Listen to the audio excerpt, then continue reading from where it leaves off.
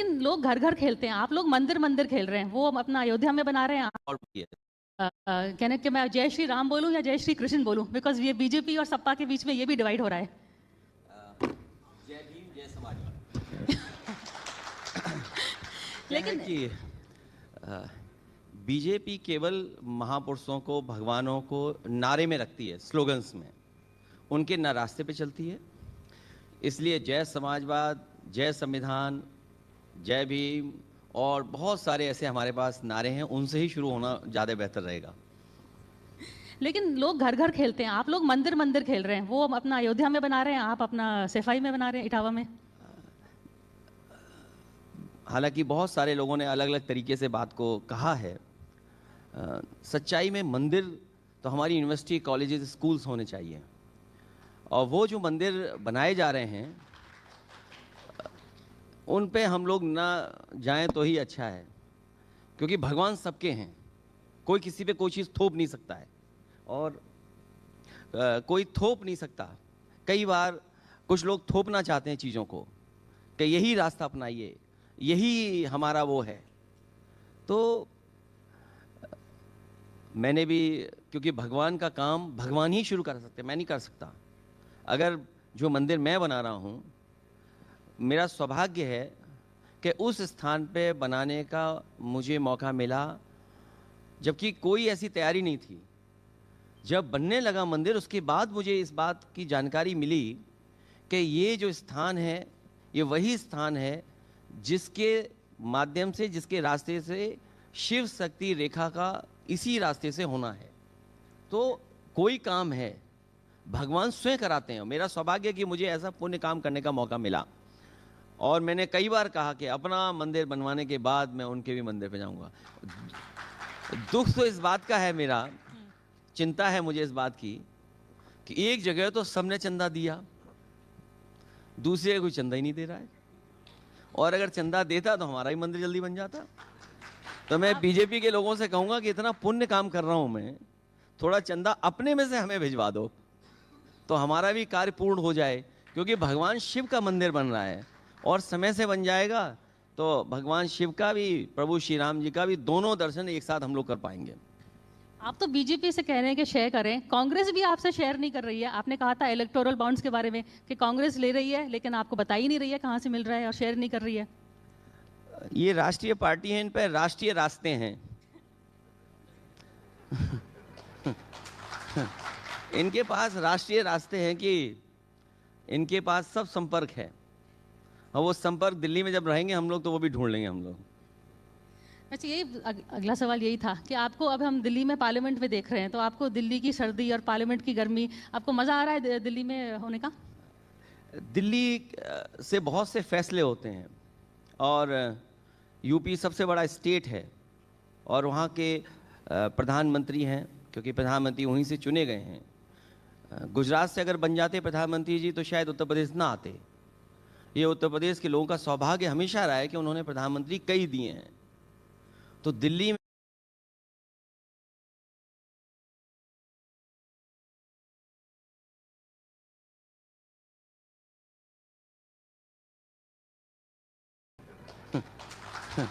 इनके पास राष्ट्रीय रास्ते हैं कि इनके पास सब संपर्क है, और वो संपर्क दिल्ली में जब रहेंगे हम लोग तो वो भी ढूंढ लेंगे हम लोग। अच्छा, यही अगला सवाल यही था कि आपको, अब हम दिल्ली में पार्लियामेंट में देख रहे हैं, तो आपको दिल्ली की सर्दी और पार्लियामेंट की गर्मी, आपको मज़ा आ रहा है दिल्ली में होने का? दिल्ली से बहुत से फैसले होते हैं और यूपी सबसे बड़ा स्टेट है और वहाँ के प्रधानमंत्री हैं, क्योंकि प्रधानमंत्री वहीं से चुने गए हैं। गुजरात से अगर बन जाते प्रधानमंत्री जी तो शायद उत्तर प्रदेश ना आते। ये उत्तर प्रदेश के लोगों का सौभाग्य हमेशा रहा है कि उन्होंने प्रधानमंत्री कई दिए हैं। तो दिल्ली में प्रधानमंत्री जी यूपी से चुन करके आए हैं, इसलिए यूपी की तमाम बातों को हम लोग रखते हैं। और ऐसे ऐसे सवाल हैं वहाँ के जिसका हम किससे सवाल करें। हम लोगों ने तो उत्तर प्रदेश में वो समय देखा है कि अगर कोई 50,000 की कहीं डकैती या कोई आरोप लग गया तो बुलडोजर तैयार रहता था। उसको कोर्ट की जरूरत नहीं थी, न्याय कोर्ट से मिलता है, संविधान हमें न्याय देता है, उसके लिए बुलडोजर था वहाँ पे। लेकिन इधर हम लोग देख रहे हैं कफ सिरप में इतने लोगों की जान गई, इतना बड़ा घोटाला हो गया। कई अखबार लिख रहे हैं कि 700 कंपनियां थीं जो ट्रांजैक्शन अब ढूंढने के लिए उन्हें जाने कितना समय चाहिए होगा, लेकिन क्योंकि उन्हें बचाना है, स्वजाति लोग हैं, सब शामिल हैं उसमें, तो उन्हें बचाना है। और दुर्भाग्य तो इस बात का है कि भारत का इंटरव्यू जो चैनल हैं, जो एजेंडा चलाते हैं चैनल, वो जाकर के इंटरव्यू ले रहे हैं। एजेंडा शब्द ही निगेटिव हो गया। कभी एजेंडा नाम तो नहीं रखा आपने? हाँ, वो कोई मैं और अभी मंच गया था था। जिसमें आप गए थे। मैं अभी गया था एजेंडा एक कार्यक्रम में, पूरा देश जानता है वो किसका एजेंडा चलाते हैं। सोचिए, एजेंडा शब्द ही निगेटिव हो गया। चैनल जा रहे हैं इंटरव्यू लेने।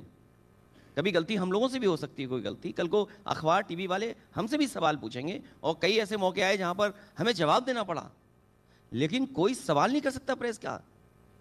और सुनने में यहां तक आया है कि वैल्यूएशन करने कोई गया तो वैल्यूएशन करने वाले ही भाग गए, कि अगर कोई आरोप लगा है कि ये कोठी इतने करोड़ की बनी है, तो वैल्यूएशन करने वाले भाग रहे हैं वहां। सोचिए आप, ये लॉ एंड ऑर्डर है, ये डर है, ये दहशत है, ये यूपी है। और हमारे मुख्यमंत्री तो और आगे चले गए।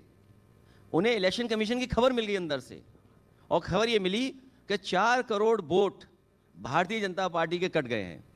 सोचिए, एसआईआर करते करते दूसरों के वोट कटवा रहे थे।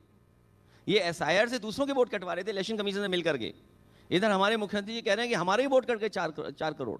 और अगर 4 करोड़ वोट कट गए हैं, तो हमने गणित बनाया कि 403 विधानसभाएं हैं, उनको भाग दे दें, अगर हम डिवाइड कर दें, तो 84,000 वोट हर विधानसभा में कम बीजेपी का हो गया। अब बताओ बीजेपी कैसे जीतेगी? तो ये जो वोट कटे हैं, ये कोई अंदरूनी बीजेपी में नहीं काटाकाटी हो गई दिल्ली वालों और लखनऊ वालों के बीच में? नहीं, बीजेपी, सच्चाई तो ये है कि जो दूसरों के लिए गड्ढा खोदते हैं, कभी कभी अपने आप खुद गिर जाते हैं गड्ढे में। ये दूसरों के लिए गड्ढा खोद रहे थे, इस बार बीजेपी खुद गिर गई उसमें। तो अखिलेश यादव का इंटरव्यू करते हैं तो अखिलेश यादव के थोड़े कोड वर्ड्स भी होते हैं, जैसे कि दिल्ली वाले और लखनऊ वाले। आप बताइए, आप किनका जिक्र करते हैं दोनों से? दिल्ली में प्रधानमंत्री होते हैं, लखनऊ में मुख्यमंत्री होते हैं, इसमें क्या डिकोड करना है? और आप मुख्यमंत्री को बाबा मुख्यमंत्री क्यों कहते हैं? आज से संकल्प लेते हैं, उन्हें बाबा नहीं कहेंगे, और बाबा के साथ साथ योगी नहीं कहेंगे, जो उनका नाम होगा वही कहेंगे। फर्स्ट नेम पर आप सोशलाइज तो करते नहीं है उनके साथ। ये फर्स्ट नेम बेसिस तो सोशल जो दोस्त होते हैं वो करते हैं, आप तो उनके सोशल मित्र हैं नहीं।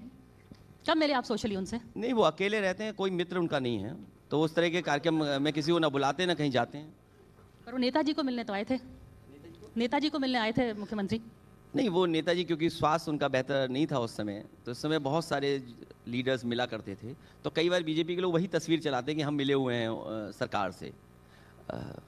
नेताजी तो उनसे रिक्वेस्ट करने भी गए थे एक बार, कि जब सुप्रीम कोर्ट ने उत्तर प्रदेश का एक्ट ख़त्म कर दिया था जिसमें मुख्यमंत्री लोगों को घर मिला करते थे, क्योंकि नेताजी का कोई घर लखनऊ में नहीं था, हम लोगों का घर नहीं था लखनऊ में बना हुआ, तो नेताजी रिक्वेस्ट करने गए थे। आप सोचिए, वो मुख्यमंत्री ऐसे थे कि नेताजी के निकलते ही बाहर उन्होंने ऑर्डर कर दिया कि 14 दिन में घर खाली कराना है। तो सोचिए, कोई मुख्यमंत्री ऐसा हो, किसी की सोच ऐसी हो, और कोई क्या उम्मीद करेगा उनसे? आपके जब वो मुख्यमंत्री बने थे और जब आपके मुख्यमंत्री निवास में गए थे तो उन्होंने तो गंगा जल से धोया। अगर आपकी सरकार आएगी तो आप क्या करेंगे? हालांकि ये आज के समय पर, और उस समय जहाँ सोशल मीडिया इतना एक्टिव है, चीज़ें हर इंसान जानता है, छोटी छोटी बातें भी हर लोगों के पास पहुँच जाती है। हालांकि बीजेपी ने ये काम अच्छा नहीं किया। उत्तर प्रदेश में कभी ऐसा नहीं हुआ होगा कि कोई मुख्यमंत्री बना और कोई मुख्यमंत्री हटा, और उसके बाद अगर कोई दूसरा मुख्यमंत्री आया तो पूजा पाठ तो कराते हैं, गृह प्रवेश के लिए कुछ काम होते हैं, लेकिन गंगा जल से किसी ने नहीं धुलवाया। हम लोग कभी दूसरों के गलत कामों को हम लोग कभी अपनाएंगे नहीं, ये काम हम लोग नहीं कर सकते। और बीजेपी वाले यहाँ तक नहीं रोके रहे। मैं तो अपने कन्नौज में देखा हूँ उनको, मंदिर के सबसे पुराने पुजारी, सबसे बड़े पुजारी इन बीजेपी के लोगों को मना कर रहे थे गंगा जल से मत धो मंदिर, लेकिन बीजेपी वाले माने नहीं, पंडित जी की नहीं मानते, तो ये भगवान क्या मानेंगे? इन्होंने गंगा जल से धुलवाया मंदिर, बताइए, हमारे जाने के बाद। तो इन पर ज़्यादा भरोसा करने की ज़रूरत नहीं है। ये हर चीज़ नकारात्मक ढूंढते हैं, निगेटिविटी ढूंढते हैं कि निगेटिव कहाँ है, कहाँ से फियर क्रिएट करें, कहाँ से लोगों को डराएं। वो जीत रहे हैं ना फिर भी। अभी भी तो हारे हैं, अब हम लोग जीतना सीख गए, अब हम ही लोग जीतेंगे। तो जो आपने यूपी में दिखाया 24 में 2024 में, जैसे कि समाजवादी पार्टी ने बिल्कुल किया, तो ये आपको लगता है कि बाकी अलायंसेस क्यों नहीं कर रही हैं? कोई आपके बीच में कोई कमज़ोर कड़ी है? अलायंस तभी होते हैं क्योंकि एक दूसरे की मदद के लिए एक दूसरा दल खड़ा हो जाए। अगर सब बराबर ही होते, दूसरा दल ताकतवर होता, तो अलायंस क्यों करेगा? इस बार हम लोग रास्ता निकालेंगे और कोशिश करेंगे कि अलायंस और मजबूत बनाएं, और सवाल सीट का ना रहे, सवाल जीत का रहे। सवाल सीटों का नहीं होगा कि सीट कौन कितनी लड़ेगा क्या है, लेकिन सवाल हमारा जीत का रहेगा। अगर एक भी सीट कोई जीत सकता है तो वही लड़ाया जाएगा। ये हम लोगों ने करके देखा है उत्तर प्रदेश में। पिछले लोकसभा के चुनाव में बहुत सारे साथी हमारे मांग रहे थे टिकट, लेकिन पार्टी और हमारी तरफ से यही कोशिश थी कि वो फैसला लें जो वो जीत जाएं, और उसी का परिणाम ये हुआ कि बीजेपी दूसरे नंबर पे पहुंच गई और अयोध्या भी चुनाव हार गई। अगर आप 9 to 5 टाइम नहीं है तो मेरे पास आपके लिए एक सोल्यूशन पे पहुंच गई और अयोध्या भी चुनाव हार गई। इसलिए आप अवधेश प्रसाद को अपने साथ बिठाते हैं, क्या सिंबॉलिक भी कह रहे हैं कि आप नमक छिड़क रहे हैं बीजेपी के? हाँ, ये बीजेपी वाले बहुत गलत सोचते हैं, हर बात निगेटिव सोचते हैं वो लोग, नकारात्मक लोग हैं वो लोग। उन्हें मैं इसलिए बैठाता हूँ कि वो हमारी पार्टी के बहुत सीनियर नेता हैं। उसमें थोड़ी गलती कांग्रेस की है, अगर हमें 2 सीट दे देती आगे बैठने वाली तो हमें क्यों किसी के साथ बैठाना पड़ता उन्हें। तो वो गलती हमारी है, वो अंदर हम देख लेंगे क्या करना है भविष्य में। लेकिन हम तो अवधेश जी को आगे बैठाते हैं, लेकिन बीजेपी बताइए अपने प्रभु श्री राम जी को कहाँ बैठाती है? सवाल ये नहीं होना चाहिए कि अवधेश जी कहाँ बैठ रहे हैं, सवाल ये होना चाहिए जिन्हें हम लोगों ने टीवी पे देखा भगवान के रूप में, उन्हें बताओ कहाँ बैठाते हैं। हम अगर देखना चाहें तो भी नहीं देख सकते, ऐसी जगह बैठाते हैं। बताइए, जो प्रभु श्री राम जी के लिए वोट मांगते हों और प्रभु श्री राम जी जो टीवी पे देखे हम लोगों ने, अरुण गोविल जी, उन्हें कहाँ बैठाते हैं? ऐसी जगह बैठाते हैं कोई देख ना ले उनको। तो मैं आपके माध्यम से, कल भी मैंने लोकसभा में कहा था कि उनकी सीट बदल दो। मैं फिर कहता हूं कि उनकी सीट सबसे आगे होनी चाहिए। और सीट आप खाली बीजेपी करने वाले के बैठाएंगे नहीं, मैं जानता हूं बीजेपी वाले नहीं बैठाएंगे, क्योंकि वो पीछे किसको भेजेंगे फिर? हाँ? अगर उनको आगे करेंगे तो पीछे किसको भेजेंगे, उसका भी सुझाव दे दीजिए। भाई, प्रभु श्री राम जिनको हम देखते हैं टीवी पर, ये नए बच्चे नहीं जानते होंगे, पुराने आपने तो वही प्रभु श्री राम को देखा है। रामायण जब टीवी पे चलती थी, लोग घरों को छोड़ करके आ जाते थे, लोग कोई सड़कों पे नहीं दिखता था, सब देखते थे। पूरा मोहल्ला जिसके घर पे टीवी होता था उसमें प्रभु श्री राम का वो कार्यक्रम देखते थे, रामायण देखते थे। इसलिए हमारे आपके चैनल के माध्यम से ये निवेदन है, भारतीय जनता पार्टी से उन्होंने अध्यक्ष बना दिए, राष्ट्रीय प्रदेश अध्यक्ष बना दिए, अब प्रभु श्री राम जी को भी आगे बैठाएं सबसे। किसको पीछे ले जाना है उनकी मर्जी है, किसको पीछे ले जाना चाहें, तमाम है, उन्हें पीछे ले जा सकते हैं वो लोग। जैसे कि मैं क्यों बताऊंगी? आप आधा सुझाव दे रहे हैं ना, पूजा दीजिए। बहुत से लोग हैं, उन पे सीटें बहुत हैं, फ्रंट में सबसे ज़्यादा सीट उन्हीं के पास हैं, तो वो किसी को भी पीछे कर सकते हैं। और जो भी पीछे जाएगा उसका सौभाग्य होगा कि प्रभु श्री राम जी के पीछे बैठा है वो। उनको आप अपनी तरफ क्यों नहीं बुला लेते? अगर कोई व्यवस्था ऐसी हो तो सबसे बड़े पीछे बैठ जाए, प्रधान सांसद भी।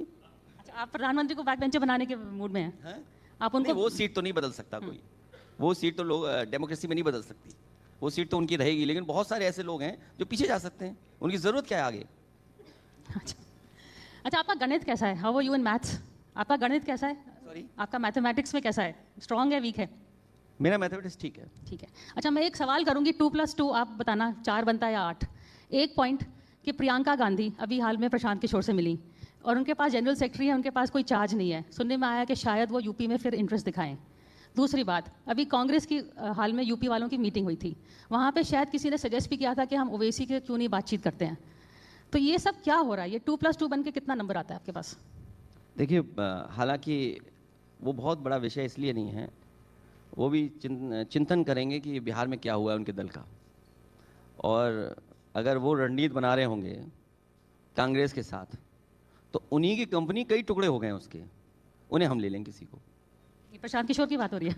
हाँ, तो अगर कोई ऐसा उन पर रणनीति अंदर होगी, क्योंकि कंपनी के कई टुकड़े हो गए मुझे जो जानकारी मिली है, तो अगर कोई ऐसी कंपनी होगी जो उनके साथ ही काम करती होगी तो हम भी उनको ले लेंगे।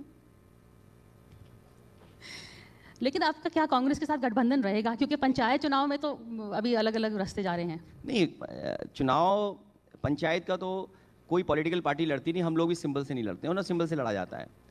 जो आगे वाला चुनाव आने जा रहा है उसमें हम लोग गठबंधन रखेंगे और कोशिश होगी गठबंधन बहुत मजबूत बन करके आए। बट मजबूत मीन्स कि अखिलेश के साथ गठबंधन करना, आपका रेपुटेशन है कि आप बड़े दिल की दोस्ती करते हैं, आप सीट्स भी ज़्यादा देते हैं जो शायद वो डिलीवर ना कर पाए। पर अब now it is time to be realistic. तो आप किस आधार पे सीट्स देंगे? कोई आपने कुछ तरह का फॉर्मूला बनाया है? हालांकि जो डेमोक्रेसी में फार्मूला तो ये होता है कि जिसको ज़्यादा वोट मिला हो, लेकिन क्योंकि विधानसभा का समीकरण देखना पड़ता है कई बार, बीजेपी के लोग इतनी चिंता कर रहे थे किस जाति का अध्यक्ष बनाएं। यूपी में पहले निषाद समाज के नाम चलाया उन्होंने, फिर लोधी समाज का चलाया, फिर ब्राह्मण समाज का भी चलाया। उन्होंने कहा क्षत्रिय क्योंकि मुख्यमंत्री है, क्षत्रिय बन नहीं सकता है। तो ये कैलकुलेशन करते रहे बीजेपी के लोग। तो कई बार गठबंधन में और विधानसभा जीतने में जो हमारी सामाजिक परिस्थितियां हैं और जो राजनीतिक परिस्थितियां हैं, पहले कैसा परिणाम रहा है, उन तमाम चीज़ों को विचार करके ही फैसला लिया जाता है। लेकिन जैसा मैंने पहले कहा कि सवाल सीट का नहीं है, सवाल जीत का है। जो जीतेगा वो सीट वही लड़ेगा। ये कह रहे हैं कि कांग्रेस का भी एक फॉर्मूला होता है, जैसे कि उन्होंने बिहार में किया, शुरू में बड़ी रैली करी उसको लेके जो शो कि तेजस्वी यादव से भी के बार्गेनिंग पॉइंट की तरफ से वो बड़ा शो ऑफ स्ट्रेंथ करते हैं, फिर गायब हो जाते हैं। तो आपको लगता है कि आपके साथ भी कुछ ऐसा ही कर रहे हैं? हम लोग अपनी ज़मीन तैयार कर रहे हैं, किसको क्या करना है करता रहे, हमारा गठबंधन रहेगा। तो इंडिया अलायंस के अगर मैं कहूँ कि 3 सबसे मजबूत पार्टिसिपेंट्स हैं, तो वो कौन आप गिनेंगे? सॉरी मैं इंडिया अलायंस में सबसे 3 स्ट्रॉन्गेस्ट कौन है? सबसे स्ट्रॉन्गेस्ट इंडिया अलायंस को जो सबसे नहीं, मजबूत बनाते हैं। जो इंडिया गठबंधन बना था, जब नीतीश कुमार जी और हम सब लोग बैठक किए थे, तो उस समय यही तय हुआ था कि जो रीजनल पार्टी जहां पर मजबूत है उसी के नेतृत्व में चुनाव लड़ा जाएगा। इसीलिए तेजस्वी जी के नेतृत्व में बिहार चुनाव लड़ा गया, और नीतीश जी क्योंकि दूसरे दल में थे, दूसरे लाइन में चले गए, उन्हीं के नेतृत्व में चुनाव लड़ा गया।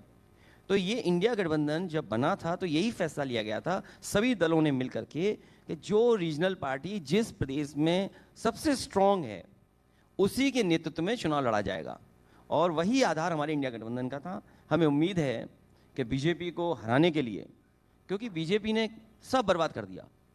अब आप देखिए रुपया कहाँ पहुँच गया है। अभी प्रधानमंत्री जी युगांडा गए हैं। युगांडा और भारत की करेंसी का अगर आप वो करेंगे तुलना, तो हमारा देश गरीब दिखाई दे रहा है उनसे। ये बीजेपी के लोग चिल्लाते हैं सुबह से शाम तक कि इतनी अर्थव्यवस्था अच्छी हो गई दुनिया में, हम इस नंबर पे पहुंच गए हैं। पर कैपिटा इनकम क्या है इनकी? पर कैपिटा इनकम क्या है? और यूपी की पर कैपिटा इनकम क्या है? अभी हाल ही में मैंने ये फैसला लिया और हम लोगों ने बहुत विचार करके ये बात कही कि जो महिलाएं हैं उत्तर प्रदेश की, गरीब परिवार जो हैं, बहुत सारे ऐसे परिवार हैं, सपेरा है, पाल समाज के लोग हैं, प्रजापति समाज के लोग हैं, विश्वकर्मा समाज के लोग हैं, कठेरिया समाज के लोग हैं, और तमाम दलित समाज के गरीब लोग हैं, महिलाएं हैं, और उन्हें हम 40,000 रुपया साल में देंगे। बीजेपी 10,000 दे रही है तो सरकार बना ले रही है। तो अब आप सोचिए 40,000 देने पे हमारी सीटें कितनी आएंगी। दोस्तों, क्या आप अपना टाइम फेसबुक और इंस्टाग्राम पे वेस्ट कर रहे हो? इसी वक्त बंद कर दो टाइम पास करना। अगर आपको भी चाहिए एक, तो अब आप सोचिए 40,000 देने पे हमारी सीटें कितनी आएंगी। अब आप पूछेंगे 40,000 आएगा कहां से? हाँ। ये पहला सवाल। हाँ। तो 40,000 कहां से आएगा, इसका मैंने उदाहरण दिया कि आप देश के सब उद्योगपतियों की सूची बनाइए। और ये मैं देख रहा हूं यहां बहुत सारे सब जागरूक और पढ़े लिखे लोग दिखाई दे रहे हैं मुझे। आप गूगल करिए, चैट जीपीटी पे देखिए कि किस उद्योगपति पे कितना उधार है, केवल टॉप 10 निकाल लीजिए आप। तो अगर उधार से कोई दुनिया का सबसे बड़ा उद्योगपति बन सकता है, देश का सबसे बड़ा उद्योगपति बन सकता है उधार के पैसे से, तो उत्तर प्रदेश की सरकार समाजवादी पार्टी बनने पर सरकार उधार लेकर के गरीब परिवार की महिलाओं को 40,000 रुपया साल में देने का काम करेंगे। और 40,000 इसलिए दे रहे हैं, 40,000 इसलिए दे रहे हैं, शुरुआत समाजवादी पार्टी ने की थी कि 500 रुपये हम लोग दे रहे थे महिलाओं को, गरीब परिवार की महिलाओं को 500 रुपये दे रहे थे। अगले चुनाव में हमने कहा कि 1,000 देंगे, हम चुनाव हार गए। फिर उसके बाद कहा हमने 1,500 देंगे, फिर चुनाव हार गए। 2,500 कहा तो चुनाव हार गए। तो फिर हिसाब किताब हमने लगाया कि अब जो चुनाव लड़ने जा रहे हैं इसमें 3,000 रुपया महीना देंगे गरीब परिवार की महिलाएं, तो 12 × 3 36,000, और 4,000 दे रहे हैं उनको वो जो इंटरेस्ट बीजेपी ने नहीं दिया। तो कितने हुए हैं? 40,000। अब दूसरा बिंदु, बीजेपी ये कहती है कि उत्तर प्रदेश में हर एक की पर कैपिटा इनकम 1 लाख है। पर कैपिटा इनकम जो यूपी के लोगों की है वो 1 लाख है। तो हम बीजेपी के लोगों से कह रहे हैं कि हम 40,000 दे रहे हैं, अब तुम्हारी जिम्मेदारी बनी है 60,000 आप दो, नहीं तो आपके ये आंकड़े फर्जी हैं, झूठे हैं, क्योंकि आप जनता को गुमराह कर रहे हैं कि 1 लाख रुपए से ज्यादा पर कैपिटा इनकम है। तो 40,000 हम दे रहे हैं, आप 60,000 दीजिए। पर ये पॉलिटिक्स क्या सही है? ये बिल्कुल अच्छी पॉलिटिक्स है, इसमें कोई खराबी नहीं है। समाजवादी पार्टी ने लैपटॉप दिए थे फ्री। आज देखिए लैपटॉप देने के बाद बहुत सारे बच्चों का जीवन बदला है। लोग हार्वर्ड पढ़ने गए, लोग बाहर पढ़ने गए, लोगों ने अपने आप काम किया। 20 लाख लैपटॉप दिए तो 20 लाख स्टोरीज हैं। आज भी जब मैं पिछले बार मैं एयरपोर्ट जा रहा था तो कई लोग जो काम कर रहे हैं वहाँ पर, उन्होंने कहा कि आपके दिए हुए लैपटॉप से मैं आज भी काम कर रहा हूँ। पर अखिलेश जी, ये this is I am not saying कि खराब है, पर आपको जॉब्स क्रिएट करने चाहिए। बीजेपी इज ऑल्सो, आप आरोप लगाते हैं कि वो वोट्स खरीद रहे हैं एक तौर से 10,000 देके, तो ये आप भी इसी का कर रहे हैं, आप तो ज़्यादा दे रहे हैं। आप जब सरकार में होते हैं तो एक तो इन्वेस्टमेंट पहलू है जिस पे आप काम करते हैं, दूसरा सोशल पहलू है जहां गरीब है उसकी क्या मदद कर रहे हैं। और दुनिया भर में ये सरकारें जो हैं गरीबों की मदद करती हैं, गरीबों को किसी न किसी रूप में मदद करती हैं। दुनिया में ऐसी सरकारें बनी हैं, सरकारें बनाते हैं स्कीम। तो इन्वेस्टमेंट पार्ट अलग है। और जब समाजवादी सरकार थी तो तमाम हम लोगों ने योजनाएं चलाई थी। कन्या विद्याधन दिया लड़कियों को 30,000, समाजवादी पेंशन 500 रुपया दिया, फ्री लैपटॉप दिया, साइकिल दी, और बहुत सारी सुविधाएं दी हम लोगों ने। तो इन्वेस्टमेंट की जब बात आई तो मुझे याद है कि जो इंडस्ट्रियल पॉलिसी समाजवादी सरकार की बनी, और सबसे पहले लखनऊ में अगर कोई इन्वेस्टमेंट के लिए आया था तो शिव नाडर जी आए थे SCL के। और शिव नाडर जी जब आए तो कई मीटिंगों के बाद, उनके अधिकारियों से मीटिंग के बाद, उनकी जो जो इश्यूज थे उनको रिजॉल्व किया, और उसका परिणाम ये हुआ कि नोएडा के बाद सबसे बड़ा ट्रेडिंग कैंपस अगर कहीं बना है तो वो लखनऊ में बना है। आज भी वहाँ पर 6,000 के लगभग नौकरी पा रहे हैं बच्चे, वाइट कॉलर जॉब।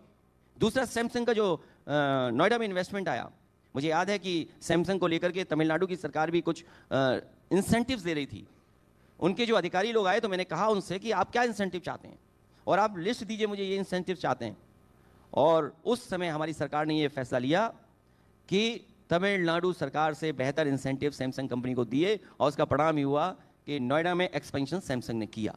तो एक तरफ तो हम लोग इन्वेस्टमेंट वाली बात कर रहे थे, और दूसरी तरफ सोशल जो हमारी जो जिम्मेदारी है गरीबों के लिए, जो हमारी वेलफेयर स्टेट की डेफिनेशन है, उस पर काम कर रहे थे। और हम आपको बताएं, देश के प्रधानमंत्री जी कहीं पर भी हवाई जहाज लेकर के उतर नहीं पाए।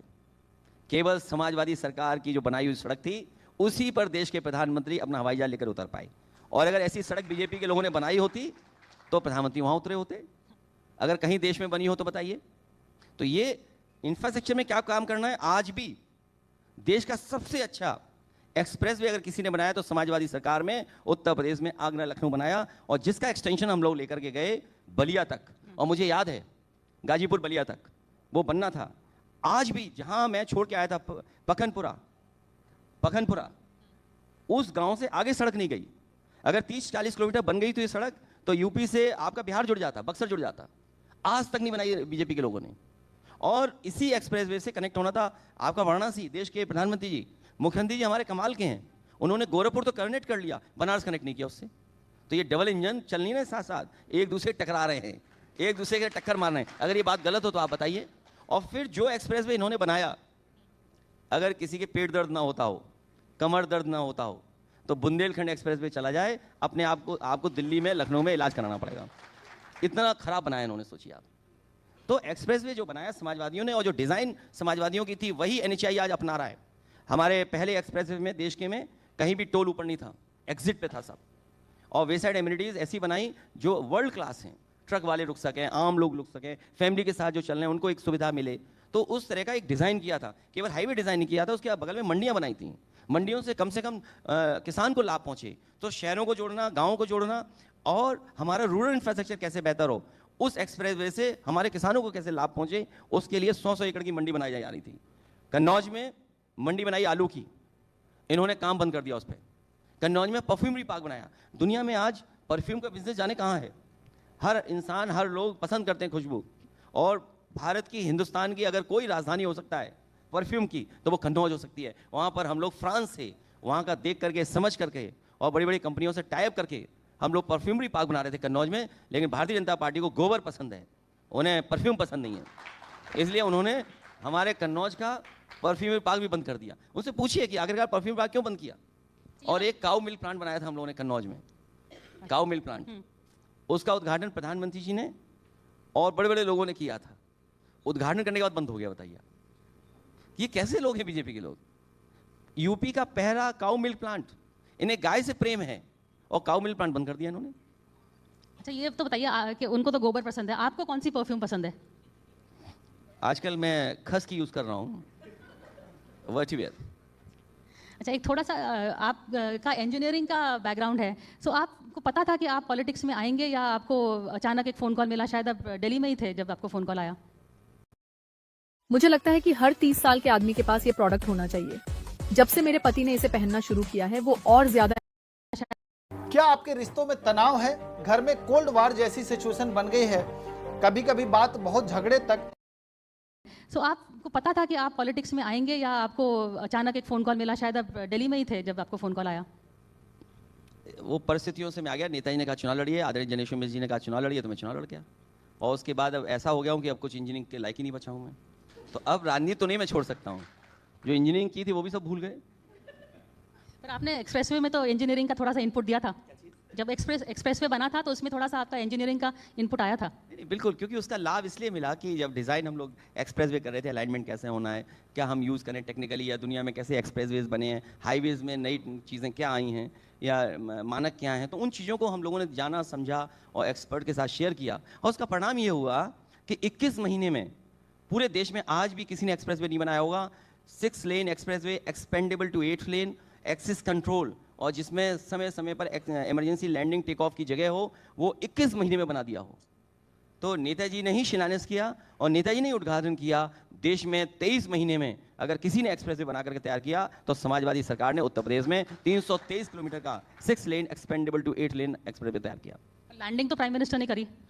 सरकार हमारी होती और हवाई जहाज हमारे पास होता तो सबसे पहले हम ही उतर जाते उस पर। हालांकि फिक्स्ड विंग की लैंडिंग उन्होंने की, लेकिन हेलीकॉप्टर की लैंडिंग एक्सप्रेसवे सबसे पहले समाजवादियों ने की।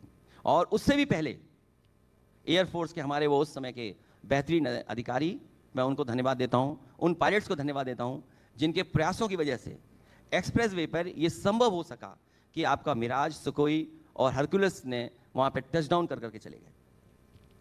अच्छा, तो to back to your engineering, तो डिम्पल ने तो फिर शादी करी थी इंजीनियर से और उनको मिल गए मुख्यमंत्री। Did she feel cheated? नहीं, वो तो क्योंकि अब ये क्या कहें कि ये क्या होता है, ये मानिए तो अच्छी बात हुई ना, इंजीनियर से प्रमोशन ही है। आप उनसे पूछा उनको प्रमोशन लगा या उनको?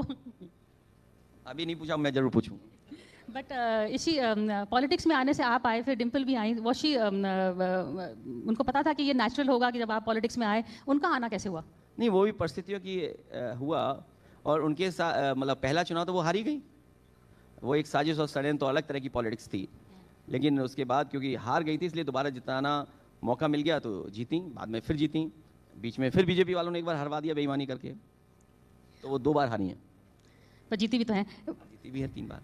और आपके बच्चों में से किसी का इंटरेस्ट है? आदित्य ने काफ़ी कैंपेन भी किया डिम्पल के लिए इस बारी, उनके साथ कुछ है? आपको लगता है उनमें से कोई आएंगे? आज के बच्चों की अपनी चॉइस है, हम कोई चीज़ फोर्स नहीं करते, क्योंकि फादर ने हम पे कोई चीज़ फोर्स नहीं की, तो हम वो बच्चों को फ्री रख रहे हैं कि जो उनकी इच्छा हो, जैसा पढ़ना चाहें, हम उनका सहयोग करते हैं, मदद करते हैं, रास्ता दिखाते हैं, लेकिन फोर्स उनको नहीं करते हैं। तो भविष्य में उनको क्या करना है वो तय करेंगे। तो मुलायम सिंह जी और अपने आप को, नेताजी को आप कंपेयर करिए, तो who is a better father? Of course Netaji.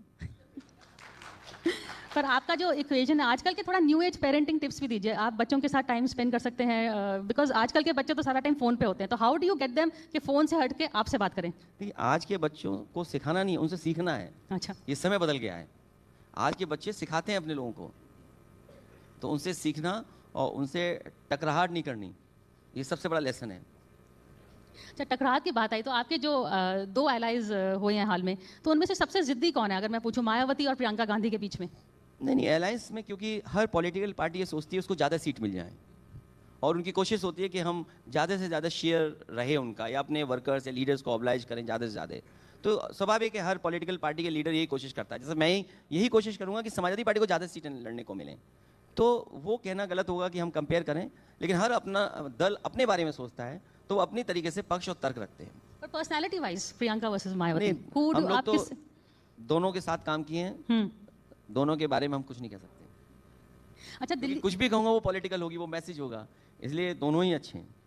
अच्छा, मतलब समाजवादी पार्टी का अलायंस अभी ओपन है? नहीं, दोनों ही अच्छे हैं अलग अलग तरीके से, क्योंकि मैं दोनों के साथ काम किया हूँ और कई दलों के साथ काम किया हूँ। उत्तर प्रदेश के बहुत सारे दलों को जोड़ा, हम छोड़ के भी चले गए, साथ भी आए, तो अनुभव मिला है कि कैसे हम लोगों को गठबंधन करना है या कैसे राजनीति में दिशा तय करनी है। अच्छा, अच्छे कौन नहीं है? ओवैसी वर्सेस आम आदमी पार्टी? नहीं, अच्छे होना ना अच्छे होना, क्योंकि उनका अपना स्वार्थ है, सबका पॉलिटिकल पार्टी बनाना चाहते हैं, लेकिन यूपी में कोई कम्युनल लैंग्वेज, कम्युनल भाषा बोलेगा तो शायद यूपी की पॉलिटिक्स उसको स्वीकार नहीं करेगी। और ये अयोध्या की जनता ने बताया कि एंड ऑफ कम्युनल पॉलिटिक्स अगर कहीं किया तो अयोध्या की जनता ने अवधेश प्रसाद जी को जिता करके, समाजवादी पार्टी को जिता करके एक मैसेज दिया है कि अब कम्युनल पॉलिटिक्स ना हो, प्रोग्रेसिव पॉलिटिक्स हो, पॉजिटिव पॉलिटिक्स हो, इन्वेस्टमेंट आए, प्रदेश का देश का भला हो। अब आप देखिए कितने बड़े बड़े सपने बीजेपी वालों ने दिखाए। डिफेंस एक्सपो किया, कहा कि मिसाइल्स बनेंगी लखनऊ में, बुंदेलखंड में बनेगी मिसाइल। तो कुछ काम तो हो रहा है, लेकिन जैसा बुंदेलखंड में बताया था कि मिसाइल बनेगी, टैंक चलेगा, गोले चलेंगे, बनेंगे यहाँ पर पाकिस्तान के लिए बनेंगे, क्या बन रहा वहाँ पर? अभी तो बुंदेलखंड में सुतली का बम भी नहीं बन रहा दिवाली के लायक। बताएं बुंदेलखंड में कौन सा चल रहा है? हाँ, डिफेंस का प्राइवेट लोगों को दे दिया है, वो एक अलग पहलू है। लेकिन जो इन्वेस्टमेंट के सपने दिखाए थे कि ये कंपनी आएगी, ये कंपनी आएगी, पता नहीं कितने एमओयू किए थे, और कई एमओयू ऐसे किए जिनकी कंपनी का वर्थ कुछ नहीं था। कई कंपनियां भाग गई एमओयू करने के बाद, ढूंढने से नहीं मिल रही कंपनियां। तो ऐसे तो एमओयू हुए थे यूपी में। तो इन्वेस्टमेंट जो ज़मीन पे आना चाहिए था, 10 साल में जो रिजल्ट दिखाई देना चाहिए उतना दिखाई नहीं दे रहा है। कुछ इन्वेस्टमेंट तो आया है, क्योंकि हर बार स्टेट में अपने आप तो इन्वेस्टमेंट आता ही है, तो उस तरह से इन्वेस्टमेंट तो आ रहा है, लेकिन जो सपना दिखाया था वो कुछ नहीं हो रहा। आप दिल्ली में आते हैं सिर्फ पार्लियामेंट के लिए ही आते हैं, लेकिन आप थोड़ा घूमे हैं दिल्ली में? आप कहीं चाट वाट खाइए, आप तो लखनऊ वाले हैं कुछ? नहीं, दिल्ली में भी बहुत सारे चाट वाले यूपी के ही हैं। अच्छा, बहुत सारे कारोबार करने वाले यूपी के लोग हैं, और दिल्ली की तो हवा खराब है, इसलिए कम आइए तो ही अच्छा, लंग्स बेहतर रहेंगे। अब आप देखिए AQI क्या है यहाँ पर, इन्वायरमेंट के लिए सरकार क्या कर रही है, पॉल्यूशन के लिए क्या कर रही है। कह रहे थे यमुना हम साफ कर देंगे, आप बताइए यमुना किस हाल में है। और सच्चाई ये है कि यही बीजेपी के लोगों ने मिलकर के ये यमुना को खराब किया। क्यों? क्योंकि दिल्ली में ये कहा गया कि हम गंगा साफ करेंगे। बिना यमुना को साफ किए हुए गंगा साफ नहीं हो सकती, बिना काली नदी साफ हुए नहीं हो सकती गंगा, हिंडन नदी को साफ किए बिना गंगा साफ नहीं हो सकती। ये झूठा सपना अगर किसी ने दिखाया तो भारतीय जनता पार्टी ने, आज भी माँ गंगा वैसी बह रही हैं। और उसी तरह आप देख लीजिए जो फैसले लेने चाहिए थे इन्हें यहाँ की एयर पॉल्यूशन को बेहतर करने के लिए, किसी भी इंडस्ट्री को सपोर्ट करना चाहिए। इंडस्ट्री की वजह से हो रहा है, कंस्ट्रक्शन की वजह से हो रहा है, या रोड्स खराब है उसकी वजह से हो रहा है, या डस्ट क्यों आ रहा है उसकी वजह से, तो जिम्मेदारी किसकी है? ये बीजेपी की जिम्मेदारी थी, और उसका परिणाम ये है कि आज दिल्ली की भी जो हवा है वो खराब है। अच्छा, आखिरी सवाल, लखनऊ अगर हम आ रहे हैं तो हम कहाँ जाएं? What is your favourite spot in Lucknow जहाँ पे अखिलेश यादव मिलेंगे? अभी तो वहाँ मुख्यमंत्री ऐसे हैं, कहीं मत जाओ।